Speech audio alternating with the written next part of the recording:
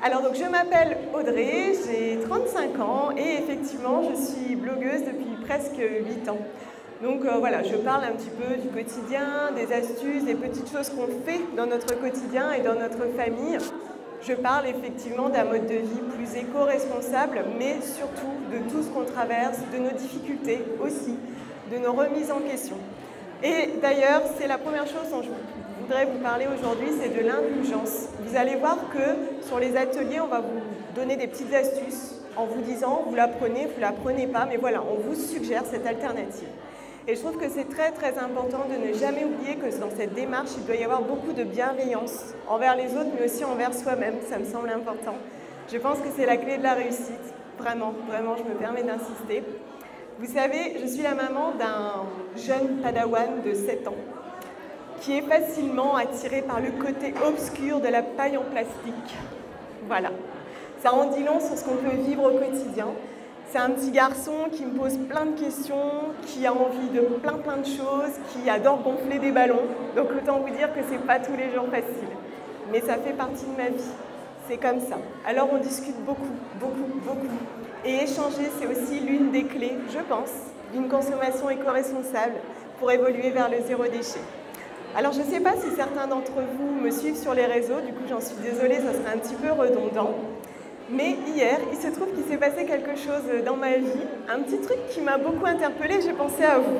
Enfin à vous, pas personnellement, je ne vous avais jamais vu, mais j'ai pensé à ce que j'allais vous raconter aujourd'hui. Il se trouve qu'hier, mon mari a été convoqué à l'école parce que nous avons eu un petit souci vis-à-vis des livres que l'on doit recouvrir avec du plastique à l'école. J'ai été la seule maman. À ne pas vouloir recouvrir avec du plastique. Donc, ça passait l'année dernière, mais cette année, on a convoqué mon mari pour lui dire bon, on a un problème avec votre fils. C'est quand même les mots que tu redoutes un peu en te disant bah, il a fait mal à quelqu'un, on s'est bagarré, qu'est-ce qui s'est passé?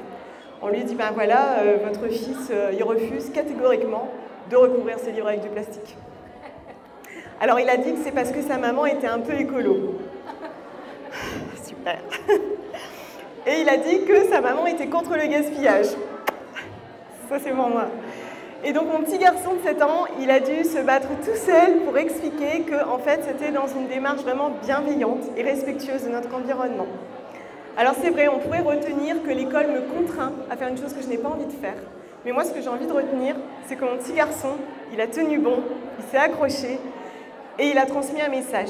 C'est vrai qu'on peut se dire, bah, du coup, finalement, c'est vain, puisque je vais devoir recouvrir les livres. Avec du craft, je pense, mais je vais devoir les recouvrir.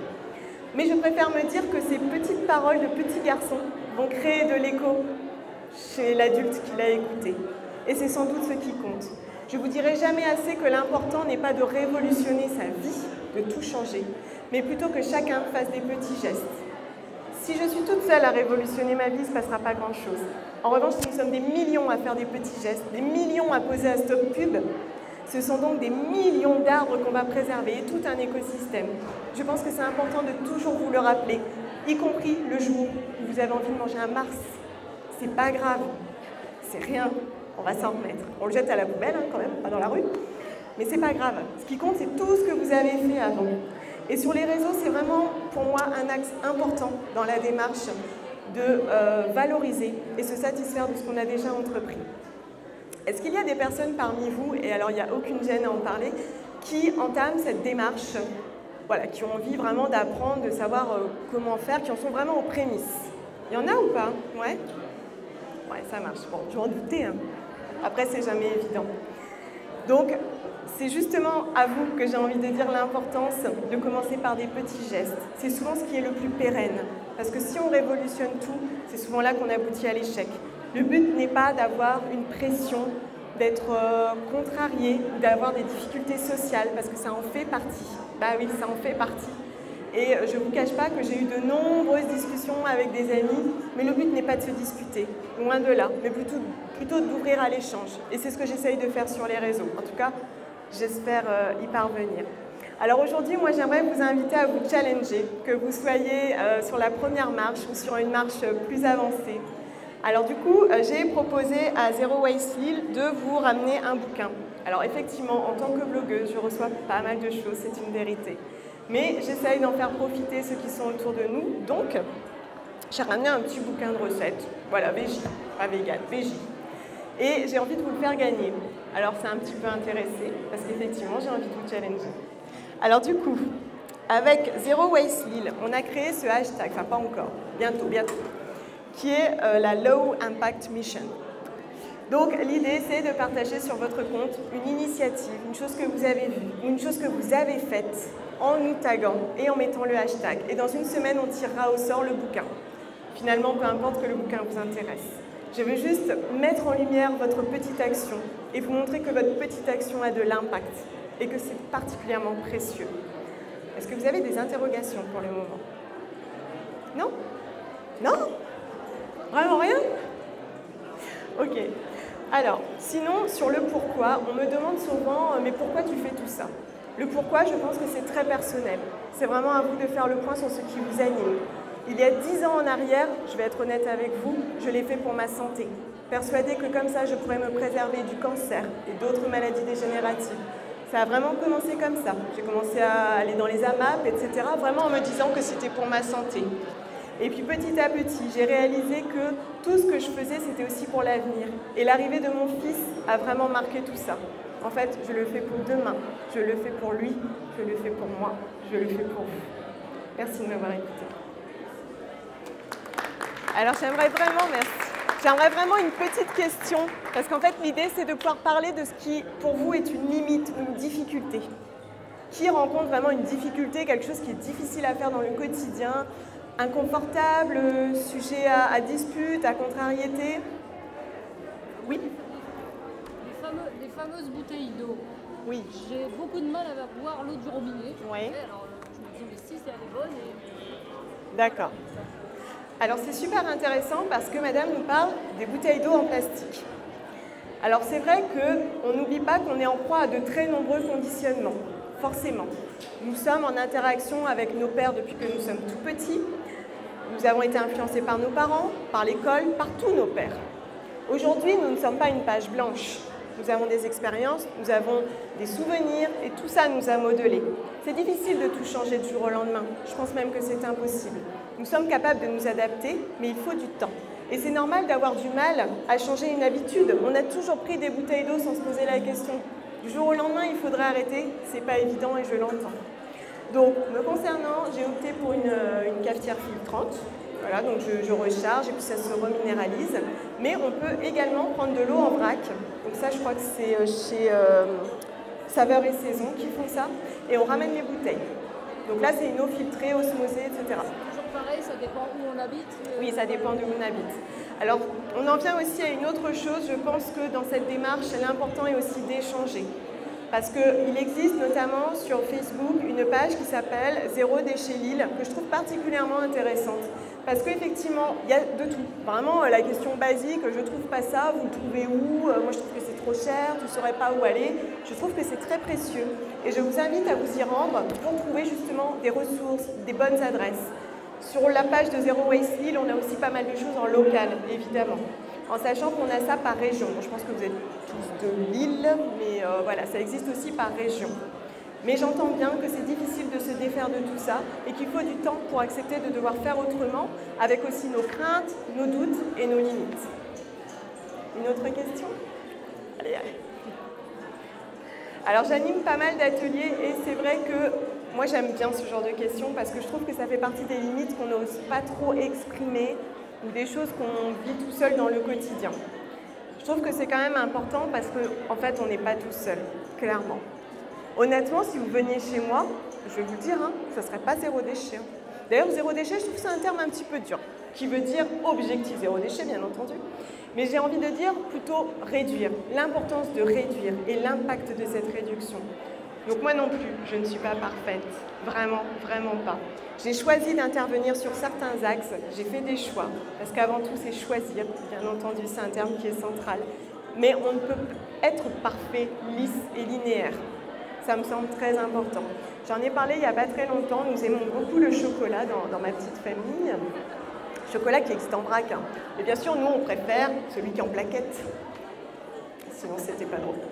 Donc on fait les deux. On a fait un compromis avec mon mari parce que bah voilà, j'ai pas envie non plus de me prendre la tête avec lui. Donc on en a discuté et on a trouvé des bons compromis.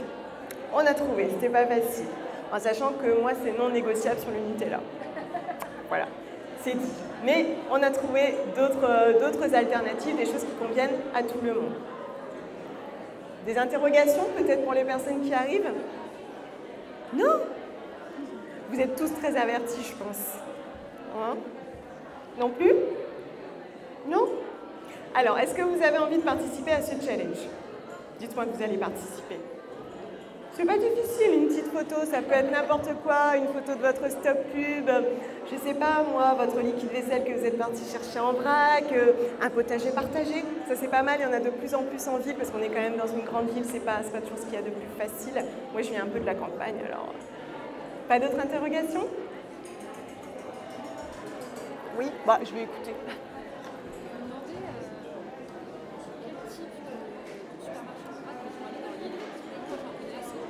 Oui. D'accord, ça marche. Merci. Alors on me demande les alternatives pour faire ses courses en vrac, donc de l'épicerie plutôt. Hein. Bon.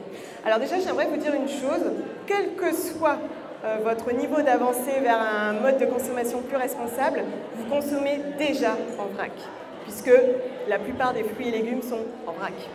Alors déjà, on s'applaudit, on est content, parce que c'est déjà pas mal. Donc ensuite, pour l'épicerie, désormais on en trouve un petit peu partout. Ça a quand même pas mal évolué. Donc vous avez effectivement des épiceries de vrac, comme des By Day, je pense que c'est à ça que tu fais référence, voilà, qui se trouvent à Oisem. Mais on en a pas mal aussi dans les boutiques bio, notamment dans les Biocoop, on en a, mais on a aussi dans le conventionnel. Alors on en pense bien ce qu'on veut, mais peu importe. Chacun est libre de consommer comme il l'entend. On peut trouver du vrac, y compris dans les grandes surfaces.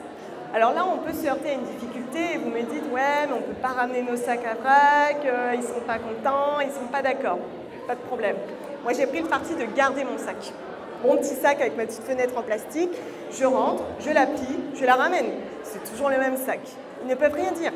Il n'y a pas de problème. L'essentiel, c'est de ne pas le déchirer. Donc tu vois, finalement, il y a plein de petites alternatives auxquelles on ne pense pas. Et il y a aussi autre chose chez les traiteurs. Chez les traiteurs, dans la plupart en tout cas, vous pouvez ramener votre contenant. Souvent, on n'ose pas, mais croyez-moi, ils sont plutôt adeptes. Il n'y a aucun souci. Ce matin même, j'étais chez Inès du tiroir aux essences rue de Paris et elle vend des infusions. Des infusions qu'elle vend dans des petits sachets. Mais je dis, ça m'embête parce qu'il y a une fenêtre en plastique. Bah, elle ne dit, pas de problème, tu prends ton pot, je te fais la tare. Et pour elle, ça lui semble évident. C'est juste que nous, on n'ose pas. On n'ose pas. Et si on va plus loin encore, parce que je pense que vous êtes tous à peu près de ma génération, quand j'étais petite, c'est pas grave. Quand j'étais petite, j'allais à la boulangerie chercher mes bonbons en vrac. Comme quoi, on y revient finalement. Et on s'aperçoit qu'il y a du vrac un petit peu partout. Est-ce qu'il y a vraiment un aliment que tu as du mal à trouver en vrac? Oui. Pour? Oui, point de repère, ouais. Et... Ouais. Oui. Non, le meilleur, c'est Biocoop Molinette. Ouais, celui-là, il est bien. Un contenant. Alors effectivement, elle explique très très bien aussi la difficulté de venir avec un contenant qui est un peu lourd.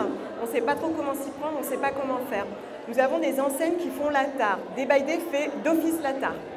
Il y a effectivement Biocoop, le Molinel, en plus qui est très sympa, tout en bois et tout, enfin, moi je trouve sympa, où on trouve pas mal de choses et ils font la tare. La dernière fois, j'ai même pris du liquide vaisselle dans ma propre bouteille. Alors que l'idée de départ, c'est d'acheter la bouteille et de la recharger. Mais peu importe. Moi, je suis venue avec ma bouteille Jean Bouteille. Je ne sais pas si vous voyez, c'est pour mettre de l'huile, bref. Et du coup, il n'y a pas eu de problème parce qu'en fait, elle a juste pris le litrage. Elle ne le pèse pas. Elle considère juste que j'ai pris 0,75. Si vous avez un doute, vous posez la question, ils vont vous dire s'ils vont faire la tare ou pas. En revanche, si vous avez un gros contenant en verre et qu'ils ne vous font pas la tare, bon, c'est mort. Hein. Ou alors, là, ils vont vous dire oui, mais faut pas. Hein. Mais en général, ils sont de plus en plus adeptes et ils font l'effort. Et puis aussi, je vais vous inviter à leur dire. Moi, quand j'ai commencé, c'était un peu plus compliqué et je me souviens être partie voir le gérant de BBG à Marquette, qui à l'époque n'avait pas de bocaux. Et je lui ai dit, c'est super compliqué quoi. Je dis pour vous, prendre du vrac, faut être motivé. Hein. Et ben franchement, je dirais bien 3 mois après, il avait mis en place les bocaux et puis les sacs. N'hésitez pas à proposer, à faire la suggestion. Aujourd'hui en plus, c'est vraiment dans l'air du temps. D'autres interrogations? Oui. Ah. Alors, le lait animal, j'imagine. Alors, je ne consomme pas de lait animal, mais à ma connaissance, il me semble que certaines fermes fonctionnent encore avec des consignes. Mais je pense que c'est un peu délicat. Est-ce que quelqu'un aurait une idée pour du lait? Modérer l'impact de l'environnement. En Angleterre, il y a un laitier, en fait, c'est national, qui dépose. livre en goûter. Oui.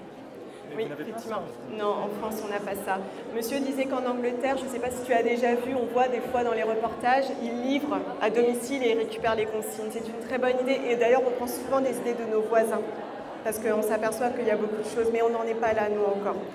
Ouais, il faut un peu de temps. C'est assez traditionnel. Ouais. C'est bizarre. Oui, je sais. Oui, il faut un peu de temps, mais on suggère. Si jamais quelqu'un me rapporte quelque chose, je te dis.